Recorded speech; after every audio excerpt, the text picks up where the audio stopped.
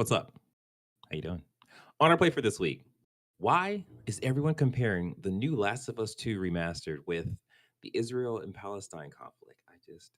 Okay, sure. Should you be excited for Snoop Dogg's new Death Row game studio? We'll find out. Is the Wonder Woman game already in trouble? So unfortunate. Has the Suicide Squad killed the Justice League come back from the dead? Has it?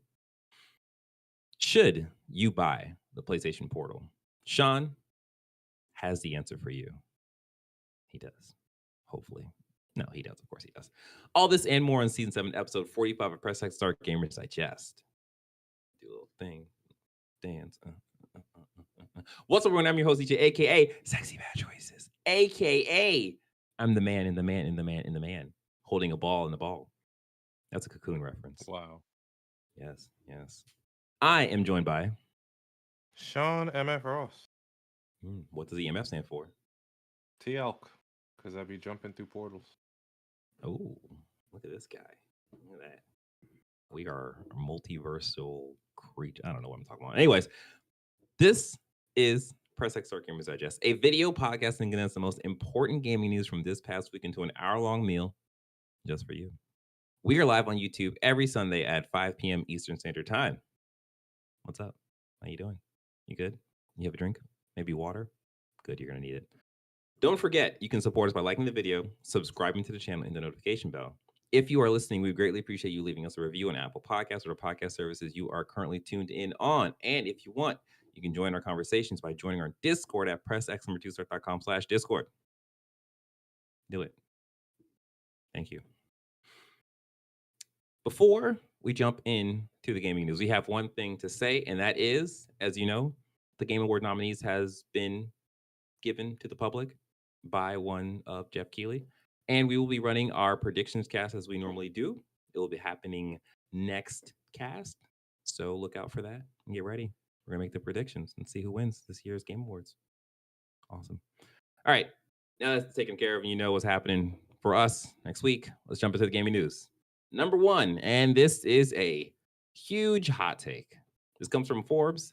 The Last of Us Part 2 Remastered roguelike mode undercuts the whole point of the story. That's sure. So this comes from Forbes to us by way of Chris Holt.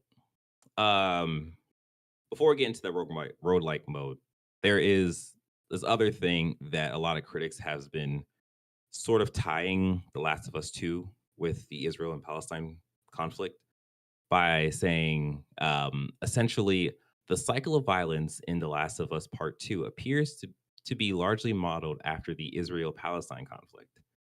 It wouldn't be surprising to see Sony delay this game if there's a big enough backlash given current world events. So that actually links out to a bigger thing about how the cycle of violence that we see in Last of Us is similar to the, I guess, history between Israel and Palestine. Yeah, exactly. I'm going to go ahead and just say, like, Throw it in rice. That is stupid. Like, this is just human nature. Everything don't gotta be parallel to. That's like and I think the beauty of The Last of Us, I guess, narrative or story plot or whatever you want to call it, is that sort of like, well, you harm me, I harm you, is just, it's everywhere in human history. And like, I don't want my words to be like misconstrued by like saying like, oh well, the whole Israel and Palestine thing is not that big of a deal. It's a very big deal and it's terrible what's going on over there. But I don't think that it is a good idea to try and wedge The Last of Us 2 into that. And it's like, I can see how they can like put the two pieces together, but it's just like, well, you can do that with kind of anything. Any conflict around the world, going back and forth. Yeah. Because it's like it's never like A plus B equals C. Like there's a reason why A happens. So it's just like, if you want to dig, you can really just do that equation with anything. So yeah, this doesn't. So if you hear that going around, this is why. This what's going on, and it's just all right, cool. But yeah, let's get back to the new roguelike mode that's going to be in the Last of Us 2, Last of Us Part 2 remastered. Okay, Mm. so Naughty Dog's new version has a brand new roguelike survival mode. Here is what that entails according to the leaked listing. No Return, which is the name of the roguelike mode. It's a survival mode, roguelike survival, of course. Experience The Last of Us Part Two's deep combat via an entry's new mode. Survive as long as you can in each run as you choose your path through a series of randomized encounters. Play as a host of different unlockable characters, some never before seen, no, never before playable in the Last of Us franchise, each with unique gameplay traits. The variety of challenge features different foes and memorable locations from throughout part two, all accumulating intense boss. No, all accumulated. I said that word Take wrong. your Hang on. time there. Yeah. Anyways, it basically it ends into a boss battle. Um, I mean, sure. I think this is probably the best way to reuse the Last of Us 2's like great combat, other than having Yeah, like an online factions mode, which which it we doesn't. get into eventually. Hopefully, so okay, we can break this down to a bigger conversation about that online mode. From what we know, that it essentially failed, and there is bits and pieces of that. We don't know if this roguelike mode was actually part of that bigger game that was supposed to happen. They're able to pull that off and put into this, like as real quick. Um, Yeah, yeah, I like never thought of that. yeah, because it's very possible that like that online mode was a couple of different games kind of like, you know, pulled into one big thing. Yeah, because I'm seeing in the no return that you can play as quote unquote a host of different unlockable characters. And that's Exactly. I wonder if these are the And that's same very characters much that you can so. have access to in factions, whatever it turns out to be called. Right. Um, nah, go ahead. Yeah. So I think in terms of like, okay, well, is this cool? Is this a good idea? I think this is a good idea. I think this is cool. The other part to the remake is that if you already have Last of Us Part 2, the upgrade to the remastered is, I'm sorry, I said remake before. It's remastered. This is not a remake, it's a remastered. The upgrade to the remaster is only $10. So right then and there, the whole conversation of, oh, they're charging too much for a remastered. It's only $10 if you have the last game. If you don't have last game, it's going to be $70 because you're just Yeah, essentially buying a new game. nobody's forcing you to buy the full price. Hell, you could probably get the original part two on sale and then pay a $10 upgrade if you really want the There you go. PS5 There you go. version. Um, People are calling it a cash grab. I mean, but they have to pay their developers some kind of way. That's the thing. But go ahead. Yeah. No, I mean that's the thing. Like it's one of the things like, is this a cash grab? I mean, yeah, in a What isn't? way that yeah, exactly. It is in that this is a remastered of a game that released, not a super long time ago, but at the 4 years same ago. time, it's like Three four years okay, ago. 4 years ago. Okay. But it's just like, well, from what we know, they haven't put out a game since the last three Since then, years. And yeah, and they they have been released part one remastered, but yeah, You're right. You're right. That's true. They totally did that. But it's like, okay, well, they've been working on this multiplayer mode that has not worked out for them. And that was actually supposed to be out, I guess, technically already or coming out very soon. So now that we know that that's the case, like they are kind of in a pickle over there. So it's just like, well, you got to keep in mind. I don't think they originally wanted to start working on a part one remake, remastered, whatever. mhm, Another studio was working on that. Sony took that from yes, them and gave it to Naughty Dog. Um, good it point. is quite possible that they had been developing this since, or working on this since, maybe a year after it Mm, originally released back in 2020. Because with the original Last of Us on PS3, the remastered came out on a PS4 less than a year after. yeah, yeah, that's a good point. And I guess people had the same complaints. Like, well, then again, there was no backwards compatibility with PS3 and PS4 like there is now. But Hmm. I mean, they're free to release it, and people are free to vote with their dollars. That too. And that's another thing too. It's just like, well, if you don't want to support this, then just don't. Like, it's not like Naughty Dog has choose to make this remastered over making a new game because we already know what's in their They're pipeline. still working And on, yeah, yeah, and I think there's rumor that their next big game is not going to be a Last of Us. It's going to be like a sci-fi property or something like that. yeah. So, you know, it is what it is. Um, to go along with this, it comes from IGN. Naughty Dog's creative head Neil Druckmann to receive Whoa, whoa, the. whoa, roll back, roll back. You didn't talk about all the additions in the new game. Oh, I am sorry. I totally did not do that. I do. Go ahead, go for it. There's going to be lost levels, which will allow you to explore early development versions of 3 new levels not seen in the original. There's going to be developer commentary bundled in as well, and a new guitar free play mode where you can unlock additional instruments. There you Um, go. yeah. So Now yeah. you can talk about Neil Druckmann.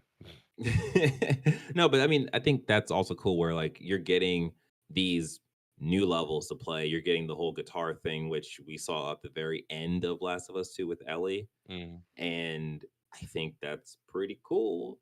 Uh, I yeah, we'll see how I'm interested to see how that's actually implemented and where you'll get access to that. But we'll see. Do you plan on getting this remastered? Who can say? I don't know. Yeah. I It depends I on don't what I don't think my I'm backlog.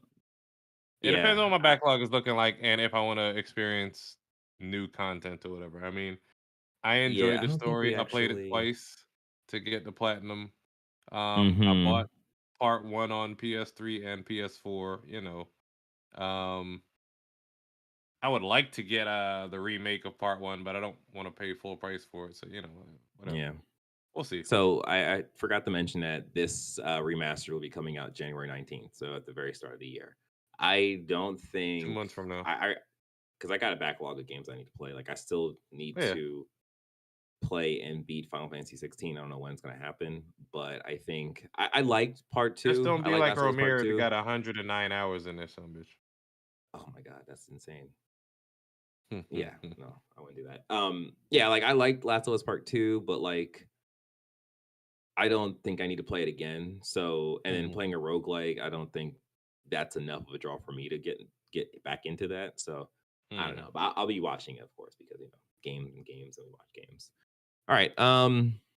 So yes, the other thing, Neil Druckmann is to receive the New York Video Game Critics Circle with the. No, I'm sorry. He's. I'm just gonna read this thing. So, coming January, Naughty Dog's co-president and head of creative, Neil Druckmann, will be honored by the New York Video Game Critics Circle with the Andrew Young Legend Award at the 13th Annual New York Games Awards.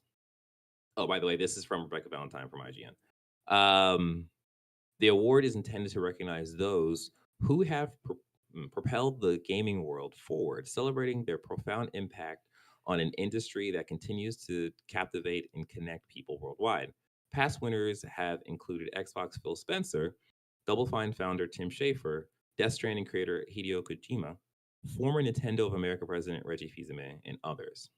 I feel like the the uh, the developer of Tears of the not Tears of the Kingdom, Breath of the Wild, same person. I feel like he should be in that list at some point too. But yeah. Anyways, that's awesome. Good job, Neil. Good job, Naughty Dog, and I good job, forgot Naughty everybody Dog involved. made Jack and Daxter. Mm-hmm. Mm-hmm. I see that he started working as a programming intern in '04, working on Jack 3. Interesting. Mm-hmm. Yeah. Yeah. Excellent. Excellent. All right. Number 2. Why Snoop Dogg and his son are launching Death Row Games. You gotta have representation. This comes from LA Times by way of Sarah Parvini. Parvini? Sure. California's robust video game scene is about to have another company added to its roster. This time from Snoop Dogg and his son Cordell Broadus. Broadus? Brodus. I Yeah. think that's the one. Calvin and Broadus. Cordell Okay, Brodus. there you go.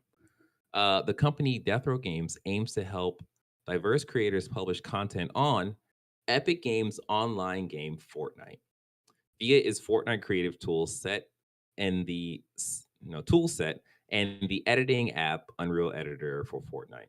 The company, Brodus said, will likely be based in LA. The game's creator economy 2.0 allows for engagement payouts, a way of eligible island creator eligible item creators to receive. Oh, okay. Like people like Hmm. Caribbeans, right? Okay. No. Islands in Fortnite. I okay. Islands in Fortnite. Uh money-based engagement with their published island content. Okay, there we go. So this is cool. I think this is a low-key way of making a game studio in that it's based totally in Fortnite, where it's like your distribution platform's already settled. You don't have to worry about packaging discs. Like you just have to worry about developing I mean, games. at this point in this day and age, you don't have to package any discs. It's just interesting that they're choosing to go through Fortnite. I guess they're hoping that this Fortnite lives a long life. Um, Yeah. I mean, and I guess they don't need any coding. that's the thing. I think like this is probably the easiest way of starting your own thing in that, Fortnite is already established. Like these Hmm. tools are built for, the common person in terms of game developer. And, Yeah, you know, you don't have to do much legwork to build up that knowledge base. Like it's kind of yeah, just already there for you. So I think that's cool. I mean, I hope this does well. I hope this gets attention. I hope this does well for not only Fortnite but for Death Row Games, because I think we need to see more black led like studios. And I think yeah. that We'll see how this goes in 5 years. We'll revisit this to see what's. I mean, Sean is not impressed. it's a Yeah, I good mean, way to start, I guess. But I think like because if you look at the industry right now, like we have a ton of layoffs. We have like a bunch like this is supposed to be the year where like it has the biggest games come out and they're doing like well and there's making tons and tons of money, but we're still having like a record number of layoffs and so on and so forth. So yeah, I think doing something like this where like yeah you're building stuff in Fortnite, so you don't really have too much of a like overhead costs. I yeah, I feel like that's a smart move, but again, it is in Fortnite, so you're not even allowed one type of game. Like you could use that editor to make whatever you want, it's kind of but like Roblox. You can build any goddamn thing in exactly, there, more than likely. But it's exactly, just once again, we'll see where this goes. yeah, right. It is reliant on Fortnite surviving, and they seem to be pretty all right at surviving. All right. Before we talk about Wonder Woman and what's happening over there, hey, subscribe to the channel. Do it. If you're listening, subscribe to the channel anyways. I mean, it's not that hard. Just if you're watching us, you hit the like button, you subscribe to the channel, you hit the notification bell. If you're listening, you hit that subscribe button, hit that follow button, and leave a review. That's it. It's real easy. It only takes Yeah, less than 5 minutes. Unless you leave us a really, really good review, and that might take longer. We'd greatly appreciate that.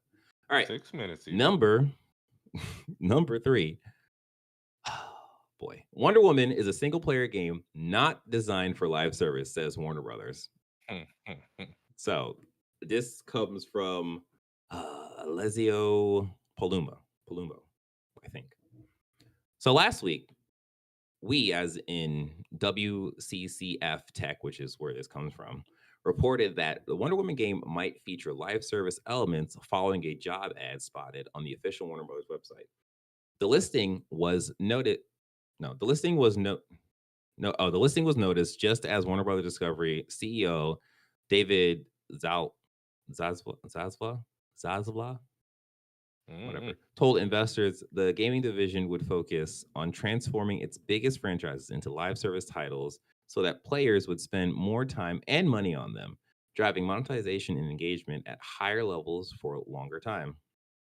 However, a Warner Brothers spokesperson reached out to IGN to deny that the Wonder Woman game has was being designed to be live service. Wonder Woman is a single-player action adventure game set in a dynamic open world. This third-person experience will allow players to become Diana of That Themyscira, mascara. nailed it, and introduce an original story set in the DC universe while also featuring the Nemesis system. Wonder Woman Wait, is what? not being, yeah, right. The Nemesis system? Did they From, license this or yeah, they they will did. Yeah. leverage the patented? Okay, okay, okay. Go ahead. Yeah.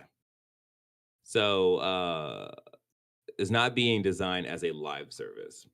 So there you go. They have officially confirmed that this game will not be designed as a live service.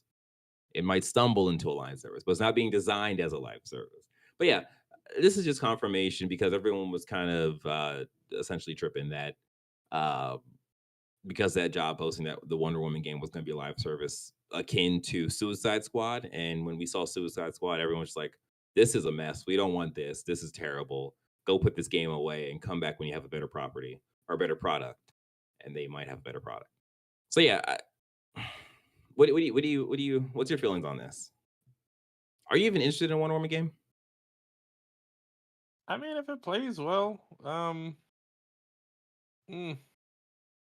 this is rough. Like, what? How did it come out? Because there was multiple reports that it was going to be a live service game, and now they're saying, no, no, no, no, no, no, no, wait, don't, don't run Yeah. away. So It's a I regular feel game. like I feel like it came out because of that job posting. And the one thing to be said about those type of things with the job posting is that generally when HR is creating or whoever is creating those postings, it's not Yeah. necessarily reflective of everything you have to do. It's just like there's some good to haves or like nice to What would that haves even kind of look thing. like though? Like, because then that would mean you would need multiple characters, or is just everybody Wonder Woman?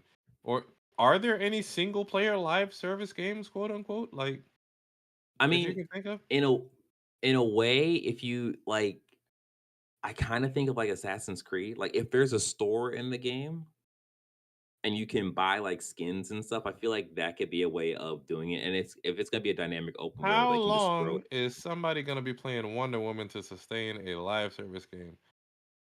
that These is the $6 billion boardroom question, Sean. execs are smoking grade A 1970 fresh off the boat crack. Like, what? Everything That doesn't is need to the be a live question. service. They're no longer making games to be fun. They're looking to make them as lucrative as possible, and then maybe we'll see if it's fun after. And that I hate the direction that the gaming industry is going in.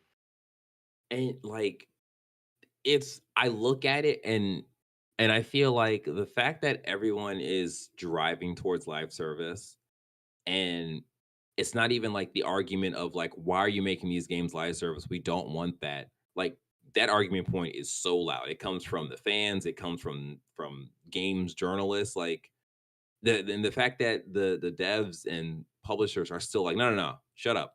We need to make these things live service is such I a don't think the devs. scary. I don't even think the devs are doing it. I think it's just to sustain the graphical and gameplay advances that we want to see with each year over year, each generation of games. They become more expensive, and yes, you know, shareholders and people at the top are looking to extract as much money as possible while still giving you the greatest graphical fidelity. All this shit costs Yeah, money.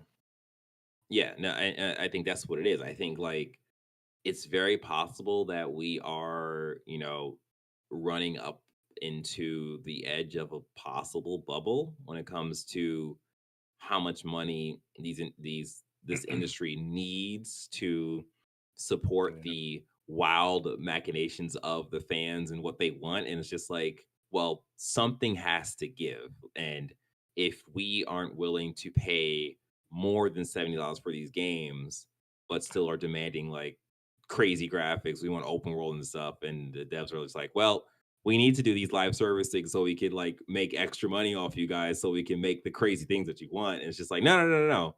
And then on top of that, you have the other side where people are just like, no, we just want like a Just give 20, me a 15, fun 20 game. hour single player Yeah. game. Like, so it's crazy. Like, I would not want to be a dev or a publisher that has to like wrangle all these things. But it is just like, and then of course the other side is that like, well, these publishers and the people up top, they have tons of money, they make tons of money, but they don't necessarily share that money, share that revenue with the general staff. So it is like an imbalance everywhere essentially. And it's just like, well, this is all a mess. This is all crazy. I man, move on from this. I'm Yeah. no. All right.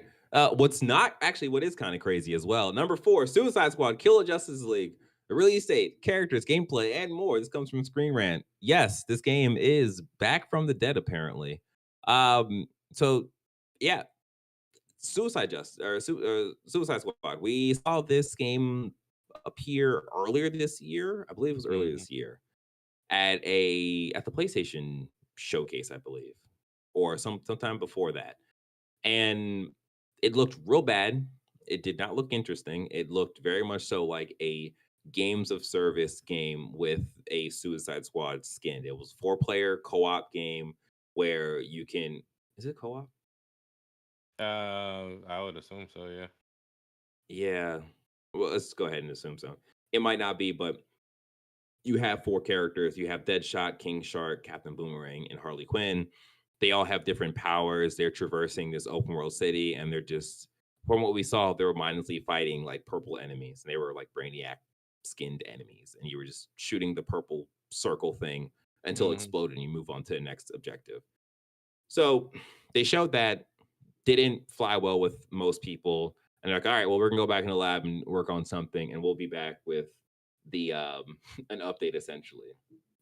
And now they came back with an update. This comes from Screen Rant from Glenn Byrne. So no, Glenn Bunn. There was an R there. I just put in there for no reason. So essentially, they released a close to 20-minute like overview story trailer, and they're doing this whole episodic developer walkthrough of the game. And I sat and I watched through it, and it actually looked not bad. Oh yeah, it says 4-player co-op. Go ahead. Okay, yeah. Yeah, it doesn't look too bad. They gave a release date. It's going to be February 2nd, 2024. I was actually kind of shocked. 2 years later. Oh, 2 years It was later. supposed to come out in 2022. Oh, Man, oh, imagine. whoa. I said Imagine what it this would have year. been like Oh, then. man. Time is a flat No, no, no. circle. They did Okay. preview it late because they did preview it. Let me see, February of 2023 at the State of Play, but it was Oh, supposed to okay. come out in 2022. Oh, okay. I And get you. I get you. Okay. I that's see what what's they happening showed here. us after a year delay. That is crazy. You're right. I totally forgot about that. So yeah, what I'm showing right now is essentially the gameplay portion of their little dev diary thing. And it's not that bad. Like I was watching it, I had a couple of laughs. I kind of enjoy the character interactions. I think they actually give an explanation of how each of the characters gets their traversal item through the open world. It was pretty cool. King Shark grabbed the Riddler hat and he was like, I don't need a traversal thing because I got this super jump thing, and he did it. And I was like, all right, that's kind of funny. I feel like the game has moved from a easy 6 out of 10 when they first showed it to uh, a bit of a stronger 7 out of 10. I I think the live service elements is going to be the real kicker here because the combat looks a bit more serviceable than what they showed originally. They didn't show any shoot the purple circle things in this gameplay stuff, so it seems like, all right, well, this could be a bit more engaging from what they first showed. But if you're spending, I don't know, 30 hours in this world, what is going to be the interesting stuff that keeps you spending more time in this world. And I don't know if I saw that in the gameplay they I showed. hope this ain't an Avengers type game where, the campaign was cool and, the live service stuff was okay, but look how quickly Avengers fail. Like I might just join you, DJ, and just playing the game on YouTube and calling it a day because the cinematics looked awesome when they previewed it, but I don't want to play 15 different live service games. I'm good. Yeah, yeah. I just I think, and then the other side to it, this is called Kill the Justice League. So the enemies are the Justice League. So you're gonna be fighting Green Lantern, the Flash, Batman, Superman. After They you didn't kill include Wonder them, Woman. like yeah, after you solve the campaign, what the fuck are you still fighting for? Like what? How? It's an open world. Brainiac will still be out there doing Brainiac stuff, and you're gonna have to fight and stop his horde from invading the town every day for about 15 minutes. Then you get your little microtransaction coins, and you can use that to buy another Everything hat doesn't for need to King be a Shark. FN live service game. This is how do you? It doesn't, but is we're just at this point where they feel like, well, this can work for live service, so let's go ahead and do that. Yeah, so the last thing I wanted to mention about this before moving on is King Shark. He has very much the same vibes as Drax from Guardians of the Galaxy, and I kind of love it. I think his character to me was kind of, uh, yeah, probably the most funny out of the group, Yeah, just for the fact of him just like kind of just saying the whatever lines with that little emotion. Yeah, I don't. We'll see. We'll see where this goes. Oh, they're about to show the. Let me jump over to the actual traversal stuff.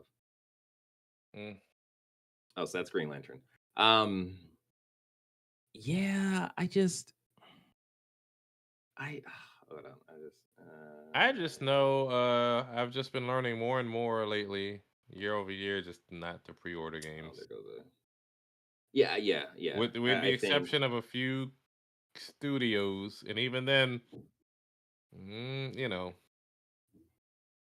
yeah, I totally agree. I don't think this is a game that you should pre-order in any realm because we don't know what this game is actually going to amount to once we get once people get their hands on it. Because I don't think I'll be getting my hands on this game. I So wouldn't yeah, review. we'll see. All right, so number 5, PlayStation Portal sells out in 2 days as resellers swoop in. This comes from Kotaku. Kotaku. So yeah, essentially, resellers be reselling and they just jumped in, used their little bots, and they just grabbed as much as they could from the PlayStation Portal store, whatever from the Direct stores. store, yeah. Yeah, it sucks. It always sucks. There needs to be a better system for this, but us saying it isn't going to really make a difference. It's going to have to come from Sony. It's going to have to come from the sellers of these devices to really put effort in that stuff. And I don't think, unless it becomes a real bad issue, I don't think they care because, okay, so some people are selling that this is a $200 console or $200 device, and Yeah. people are online selling it for 300 to like 350. So they're making money off of it. Yeah, it just sucks. I just hope you don't have some poor grandparent or whoever buying this shit thinking, or the grandchild thinking, or parent buying it for the child thinking, you just need this and nothing else. You don't, I don't remember. I'd have to look at the box again to see how clear it is that you need a PlayStation for this device to work, and you need internet Right. Right. I or think, a home router. yeah, I think this is a weird device in exactly what you say in terms of like it's called PlayStation Portal. You look at it and be like, oh well, it plays PlayStation 5 games. Great. But I don't know if that marketing like specifically says you need a PS5 in order to use this device. Yeah. And that can get a lot of people in trouble if that's not specifically said. Um But yes, as I specifically said earlier in this cast, actually at the very start of the cast, Sean, Yeah, you have this thing called the PlayStation Portal, do you not? I do. Can you Uh, show it? Can you? yes, Oh my gosh, look at that thing. Look how huge it is. yeah. For comparison's sake, folks, this is my phone in front of it. It Wow, is absolutely massive. Um, crazy. so it came out on the 15th. I've been playing it since then.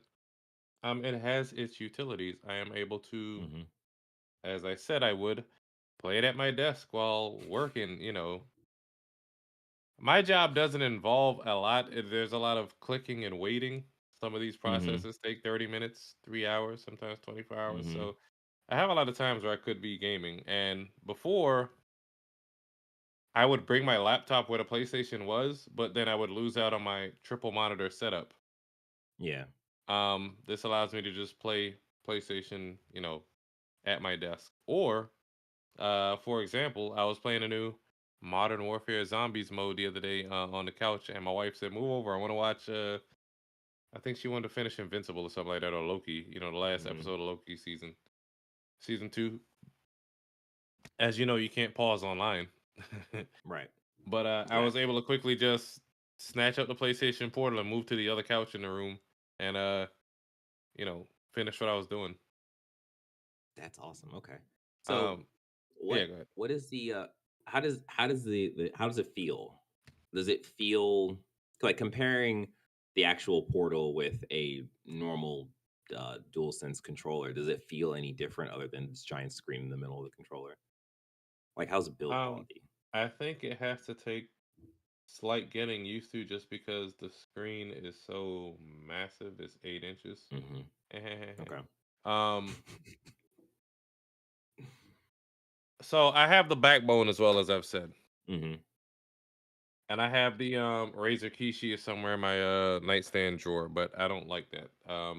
Yeah. In terms of like ranking of those controllers, I have the old Razer Kishi, which was kind of flimsy. It had like this rubber band thing that kind of flexed out and folded out, Oh, and it held your screen until they yeah. upgraded the Razer Kishi to have this rigid, expandable Yeah. thing. Um, so I'd say the Razer Kishi's lashes backbone. Granted, it is it does have one rigid expandable thing. This flexes a lot, as you can see. So when you're holding your phone, Oh, yeah, yeah, I yeah. don't like this. You can Yeah. see how much my hand is moving. It does that Yeah. even with your phone in your hand, and That doesn't this feel is good. That doesn't sound and like this it'll is feel almost good. like the Switch controls, where if your hands cramp up using the Switch controller, Yeah. the standard ones that come, the Joy Cons, it's gonna do that with these. Okay. So I didn't particularly enjoy using that. This is the Portal is one solid big ass controller. It's just one Mm. rigid piece. There's no flex. And all the buttons is literally like you said. It's just a Joy-Con split in half with a screen in the middle. Okay. Okay. Okay. Okay. Um, And then like how because I think the biggest question, the biggest problem that everyone assumed they would have is the whole well, it's a remote play device. Like, how does mhm. it work inside the house versus outside the house? um, Everybody's experience will vary. It depends on Hmm. if you're playing it in the house. It shouldn't matter too much if you're using the same router as your PS5 is connected to. Yeah. Um, it's not noticeable enough to mess up my game. You can use it outside the house. I was at my daughter's dance class and fired up my hotspot on my phone using 5G, and I was able to play some games. Brought it over to a Okay. friend's house, connected to his Wi-Fi. It didn't work at first because it said my PS5 needed to be restarted, but that wasn't a fault of the portal itself. Yeah. But he Exactly. Yeah. has Yeah. his Yeah. own PS5, so we just connected to Yeah. his. He started playing Final Fantasy 16, and with some games, the text is too small because Mm. developers typically are designing things with a big ass screen right in front of them, and they're not taking into account what it's going to look like on the end consumer screen. I think this was an issue Yeah. with I'm gonna go way back. Banjo Kazooie Nuts and Bolts, I think, back on the Xbox 360, and they had to Mhm. issue an update for that game and some other games like Final Fantasy. The text is just too small, and it doesn't. It does the same on the handheld. It just looks tiny as hell. But Right. other games you don't really have that issue. But he was able to play Final Fantasy and play through a mission, and he didn't experience enough noticeable lag to just take away from his enjoyment of the game. Granted, Yeah. Final Fantasy is not a great game to play on something like that, or even your regular TV, just because there's so much shit going on the. So much stuff. Yeah. Yeah. Yeah, so Yeah. we played other games, but it's a solid device. If you look around online, you see a lot of people calling it the dad device or whatever, because they can Hey, play that works for PlayStation me. while their wife or their kids are watching something on the big screen. Or hell, I've seen people just watching sports on the big screen and continuing their game on the PlayStation Portal. So it Right. has its utility. It's not for everybody. I think with the explosion of interest in video games and influencers and people, and people sharing all their experiences online, a lot of people have, for lack of a better word, a fear of missing out, and they feel like they have to Mm. buy every little thing when Mhm. no, you don't. So Right. Sony isn't marketing this for everybody. This has a Right. dedicated use, just like I don't know, a 3-in-1 screwdriver, a 4-in-1 screwdriver. Right. If you find utility in it, then yes, it's for you. Not everybody's gonna want something like Right. this. Right. Right. Okay. And like because I've heard a couple of reviews on it, and like so I guess to note, my original stance on the device was like, why does it do like it doesn't have Bluetooth, like it Hmm. can only remote play. It seems like a weird thing to make, but like I think it does make sense as like that dad device, or just like because like the PlayStation DualSense Edge, the Yeah. Pro controller is also $200. So like if you look at it from that perspective, this is just like a remote play device controller in that way. And it's Hmm. like, okay, that kind of makes sense in terms of like, this is a very niche product. Like, this is going to be on, It's just like the this is for, DualSense Edge. Not everybody needs that $200 yeah, controller. They have the regular or ass. or even or even the PSVR 2, where it's like Yeah. this is for people who are specifically interested in this doing this one thing, and Yeah. it's like it does that thing very well. So it's just like, okay, that makes sense. Like I understand that perspective better now. Hmm. That I didn't really before. So it's like, okay, that's cool. That's cool. So yeah. So like, Um. how would you? Okay. Oh no, what were you about to ask me? Now I was gonna say, like, how would you rate this thing, and like, how would you um you know, Recommend suggest people get this? They recommend it, yeah. it. I'd give it like a 7 or 8 out of 10, just Okay. because it sucks that they didn't put Bluetooth in there. I'm guessing they didn't want to pay a licensing fee to the I forget the name of it, but whatever Whatever group that controls Bluetooth. Bluetooth. Yeah, because Yeah. you have to Yeah. license these things. You have to pay licensing fees when you have a DVD player in your device. You have to pay licensing fees when you have Oh, that's Bluetooth. wild. When you have Wi-Fi to the consortium, I think they call it or whatever. Okay. Y- Yeah. I don't know what those fees are, or you have to get it certified. Whatever. There are certain Yeah. things you have to run through when you include, and they probably just didn't want to pay for that. Sure, they have their own proprietary Mhm. thing. Sony has a history with proprietary shit. They had the Yep. PSP memory cards. They had the UMD disc with the PSP. They had those little cards with the PS Vita, Yeah.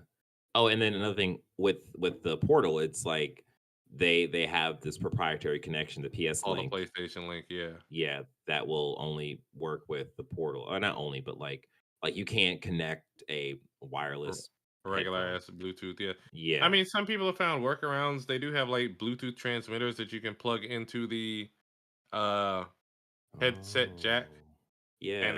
they just velcroed it on the back or whatever, Oh, so okay, people there okay. are workarounds. It's unfortunate that Yeah, you have to do that. How it doesn't stream cloud games, but there's no hardware limitations. However, yeah. I understand why they didn't make it stream cloud games. They're Mhm. still in the business of selling PS5s. This is Yeah, just another yeah. way to sell more PS5s, I guess, or it's an accessory. Why would I Exactly. buy a Yeah, $500 PS5 or $400 PS5 when I could just buy this $200 thing and stream some games off of it? So yeah. it makes Absolutely. sense from a business standpoint. From a consumer standpoint, sure, it sucks, but they don't have a big war chest like Microsoft. They still have to funnel money in any which way they can. Mhm. And they said as much. They didn't launch this looking to make a profit, which sounds silly from once again a consumer standpoint. But it would be considered a loss leader, Yeah, which is no different than the actual home consoles. Those are loss leaders in order to get you to buy games, and they make their money off of accessories and licensing right, fees. right. Yeah, I think once people, you know, realize like, oh, I can actually use this thing to continue playing Baldur's Gate 3 while I'm chilling with my wife or like chilling with my girlfriend. It's just like, Yeah, oh, this has a use for me. So it's like, okay, cool. And it's only $200. So it's like, oh, and it's almost Christmas. So it's just like, okay, cool. Let me just go ahead yeah. and just like put it on the list. So yeah, I think that's Only cool. $200 sounds crazy, but I mean, in this world of I inflation, know, I only know. Yeah. $200. Sure, I don't know. Yeah. Again, the Pro controller is also $200, and it's just like, all right, well, Only. if you look at it from that, yeah, only right. So yeah, it's like okay, I get it, but yeah, okay. So yeah, so would you recommend like people buy this product, buy this device? Once again, it's a niche product. If you're into remote Mm, play, you don't want to use your phone backbone. I was playing Sea of Stars on my iPad with the PlayStation controller. That's two separate devices I got to use now. This is one right. dedicated device. Like I had it propped up on. I just if you Yeah. want to play remote play and I don't know, maybe you're working at home. It depends on how strong your internet connection at home and wherever you are at. Oh, what's the Basically, battery life too? um, How's that been for you? I don't know. I ha- Okay. I haven't sat there like I don't. This I isn't mean, gonna get to an have you 8 hour noticed like workday. any issue with it in terms like, Um, oh man, the battery's almost dead or whatever? I played it for a few hours before going to bed last night, and I think before I went to sleep, it was like at 1 bar because it has bars. Let me Okay. see. Oh, it does a bar thing. Okay. Yeah, I'm curious. Let me see. It Yeah. says shoot, shoot, shoot, shoot. Allegedly 7 to 9 hours. That's not bad. That's actually really good. It's probably less, of course. I see 6 to 8. I see 7 to 9. Yeah. It depends on your use and probably how intense the game Yeah. is that you're playing, the battery bright, screen brightness, all the Yeah. good Yeah. stuff. Yeah. But Again, once like again, for what it is, like that's actually really, really good. Cause like I'm not I think the most Switch was Tears of the Kingdom, probably like maybe like 3 hours or so, yeah, I mean, maybe at that in point, like one sitting. I guess that's a work shift. But I mean, at that point, you're supposed to be working, like, Exactly, right? and Right? and I mean, that's enough to get me through the day until I get back to the Mhm. actual console and throw that back on a Yeah. charger or whatever. I mean, I don't know. Right. Everybody's usage will vary. If you're into remote play on your system, sure, and you want a enhanced experience, might be for Right. you. If Okay. you've never played remote play, I wouldn't suggest jumping in with this. I would suggest trying it on your phone first and connecting your controller to your phone to see if you like that. If you want something bigger Yeah. and better, then there you go. Yeah. I mean, that's actually a good idea to test your connection and make sure your remote play is strong Yeah, before work out getting any this kinks exclusive remote because play device. I see a lot of people on the subreddit like this is fucking trash. Like Mhm. I'm returning it. Mhm. They didn't do any research. Right. All right, that's Moving cool. on. Well, that is Sean's PlayStation Portal review. Again, that is a what, 7 out of 10, 8 out of 10, you said? Yeah, 7, 8 out of 10. Okay. 7.5 out of 10. Yeah. And he would recommend you buy it if you do your research, because this is a niche product and you need to know what you're Yeah. getting yourself into before spending $200. Because it's only $200. Only. All right. All right. Let us finish off this cast with some more news, and then we're going to be doing a little what we've been playing. So, last up, Dragon's Dogma 2, Nobody my cares. Next guys. story. No, I'm just So, Dragon's Dogma 2. So this is kind of like a very like small news story, but Mhm. the most important thing is the date that this is going to be happening, because this is a very special date for me, for DJ, aka Sexy Bad Choices, aka a man and a man and a man holding a ball and a ball. Hmm? All right. Mm. So this is by Wesley Pool, of course. I said from IGN. Hot on the heels of Capcom's announcement of a Dragon's Dogma 2 showcase stream set on November 28th. That's my birthday, guys. I'm turning Old. 37. I'm 37. Yeah. I keep joking with my wife that we're almost 40, and she absolutely hates it. And I say, hey, look, if you're past 5, you round up. Like that's Remind what me to math call her is. old next time I see her. I wouldn't suggest that. I still love All right, so set on November 28th, we have what looks like a leak of the game's release date. European Video Game Ratings Board, PEGI, listed Dragon's Dogma 2 will with a release date of March 22nd, 2024, across PS5, Xbox Series X and S, and PC. That's pretty much it. That's all this has to say. But November 28th is when we're gonna get and they had like a little teaser trailer for what's Mhm. gonna for more Dragon's Dogma 2 content or whatever.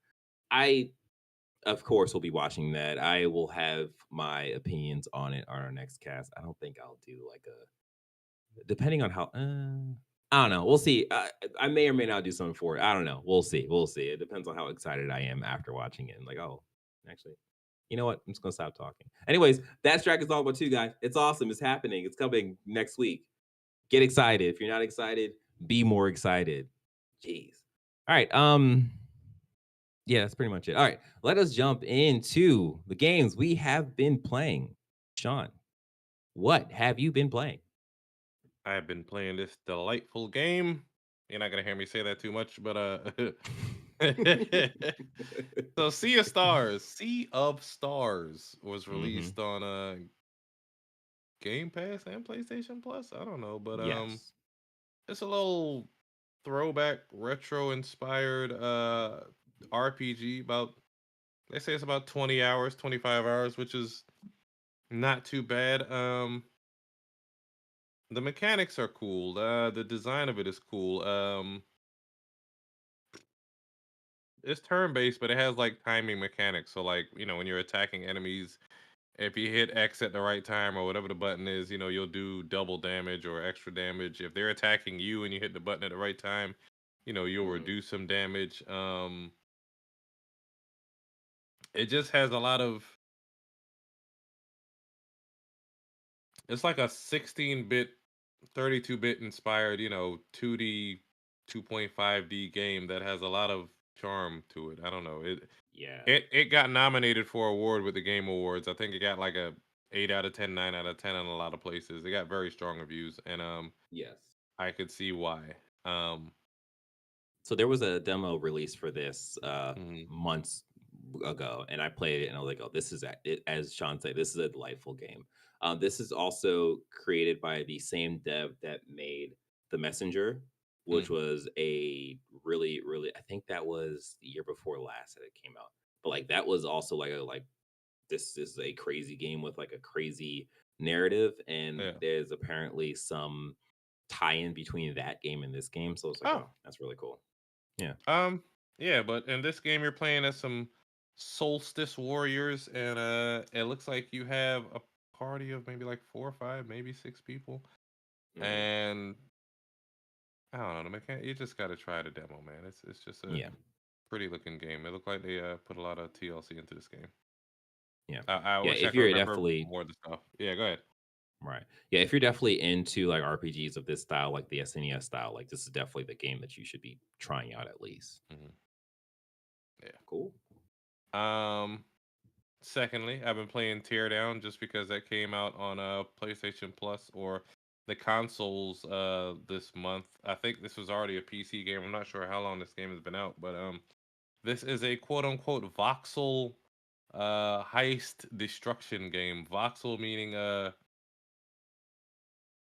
shit, this almost looks like Minecraft, but Hmm.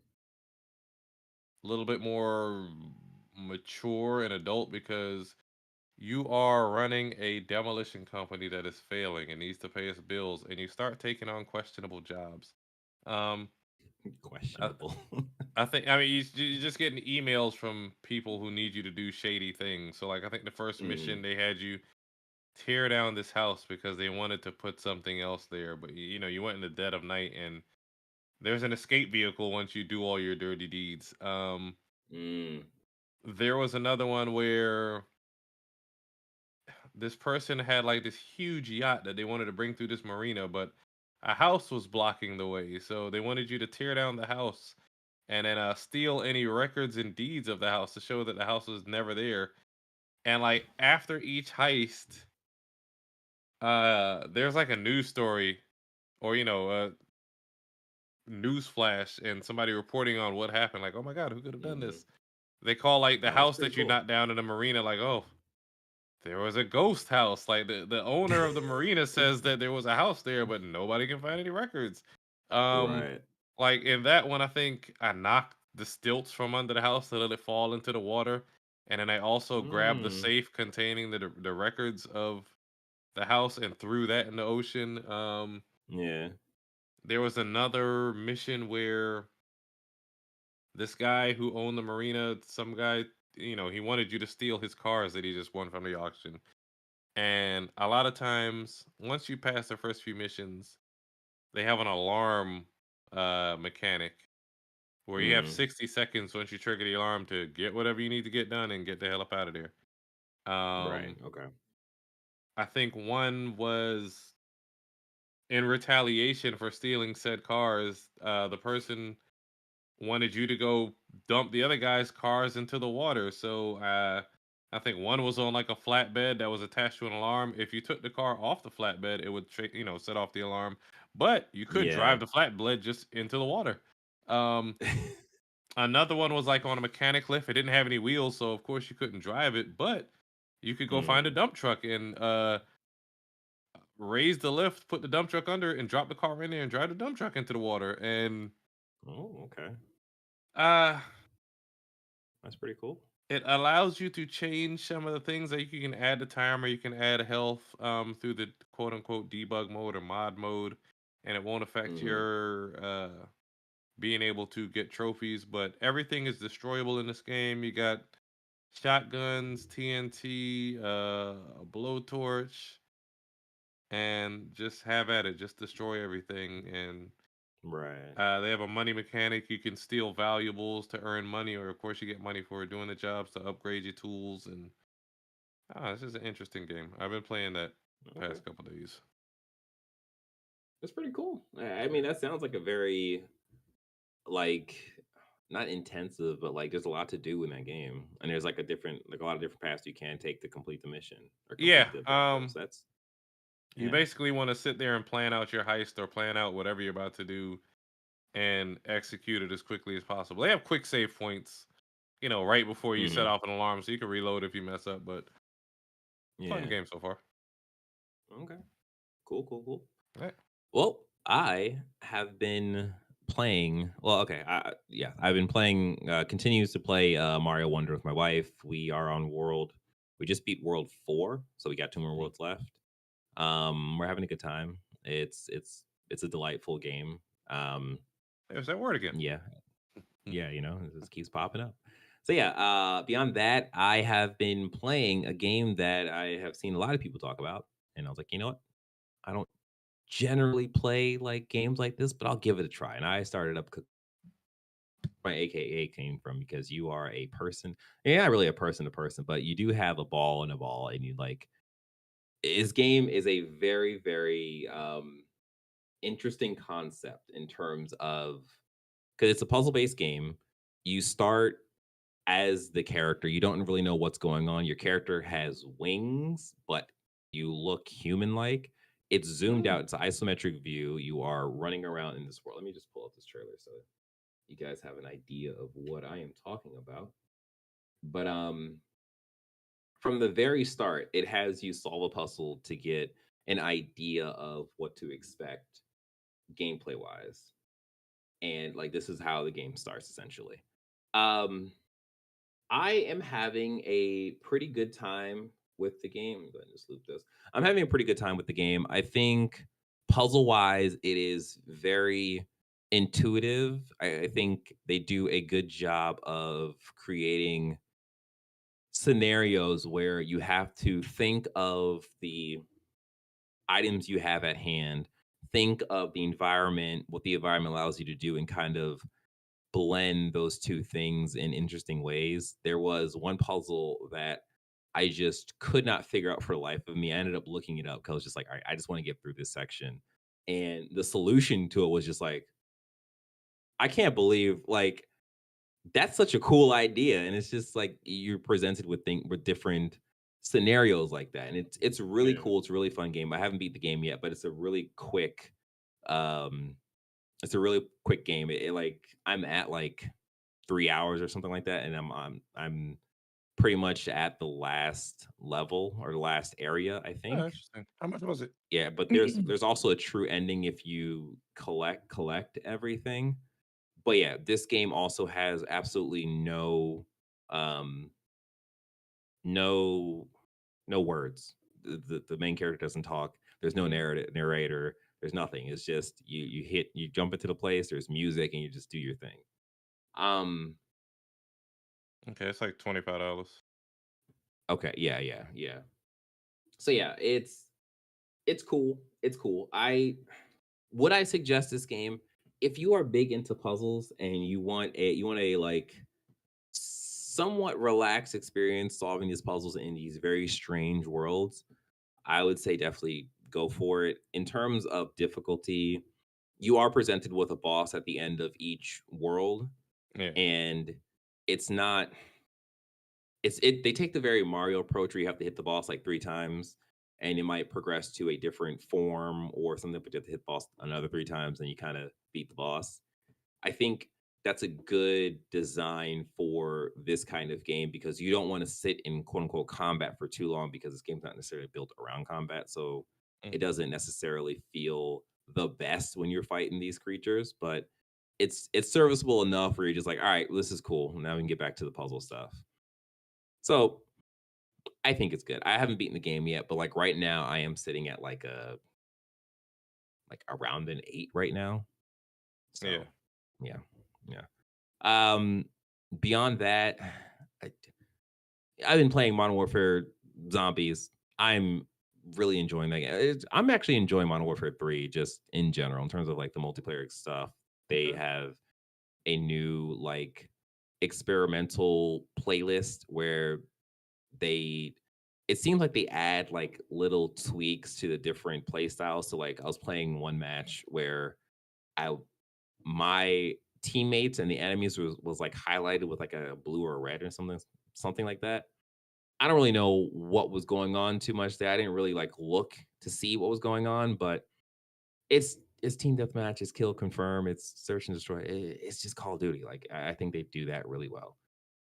Beyond that, the I'm still playing around with the armory system and I'm playing around with the clothing system and I am enjoying both of those. I think the armory system is a very big change for Modern Warfare in terms of how you unlock items and stuff and it's really tied Yeah. to doing your dailies. But like I really like that system versus just the straight leveling up and just hoping you get what you want from, that incremental level. Yeah, other than that, I'm still having a good time in that. So yeah, that's pretty much what I have been playing, what we've been playing. And that's pretty much what this episode has been. because it has been a Press X to Start Gamers Digest episode. We hope you enjoyed this episode as much as we enjoy making it. Don't forget to rate and review us on your favorite podcasting services or Apple Podcasts. You leave us a review. Do it. If you're watching, please like this video. Please subscribe to the channel and hit the notification bell. Do it. Please do it. Thank you. All right. Yeah, that's it. We're gonna get out of here. Probably play some games. Probably well, Sean's gonna be playing with his Portal. Lucky guy. Yeah. That's it. All right, guys. Take care.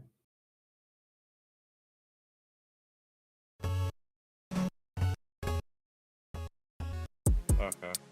Hold on, Sean. He beat herself. Uh-oh. She was sleeping. Man's like, we don't need any diapers. She's fine. I'm like, no, bro. Oh, She needs a goddamn diaper when she goes to sleep. She's still like, if she just falls asleep without going to bed. Okay, shit. Yeah. Okay. All right, I'm gonna upload my stuff. Let me go take care of her.